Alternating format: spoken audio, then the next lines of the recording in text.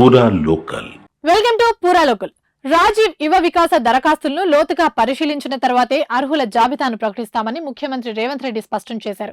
ఊహించిన దానికంటే ఎక్కువ సంఖ్యలో దరఖాస్తులు అందాయని, అనర్హులకు యువ వికాసం అందకుండా చూడాలంటే పెద్ద ఎత్తున వినతులు వచ్చాయని మంత్రులు సీఎం దృష్టికి తీసుకెళ్లారు.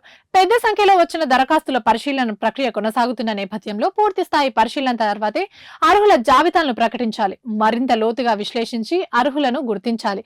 ఒక అనర్హుడికి కూడా రాజీవ్ యువ వికాసం ద్వారా లబ్ధి చేకూరవద్దు. ఈ అంశంపై కేబినెట్ లో చర్చించి నిర్ణయం తీసుకోవాలని సమావేశంలో నిర్ణయించారు. రాష్ట్ర ప్రభుత్వం ప్రతిష్టాత్మకంగా ప్రారంభించిన రాజీవ్ యువ వికాసం పథకంలో ఎంపికైన వారికి ఈ నెల 2న మంజూరు పత్రాలు ఇవ్వాలని ముందు ప్రభుత్వం భావించింది.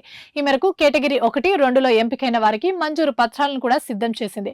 కానీ భారీగా దరఖాస్తులు వచ్చిన తరుణంలో ఈ మంజూరు పత్రాల జారీ ప్రక్రియ తాత్కాలికంగా వాయిదా వేయాలని, ఈ నెల 5న మంత్రివర్గ సమావేశం నిర్వహించి కీలక అంశాలను చర్చించాలని తాజాగా మంత్రులతో సీఎం రేవంత్ రెడ్డి నిర్వహించిన సమావేశంలో నిర్ణయం తీసుకున్నారు. ఇవే ఇప్పటివరకు అప్డేట్స్. మరిన్ని అప్డేట్స్ కోసం చూస్తూనే ఉండండి పూరా లోకల్.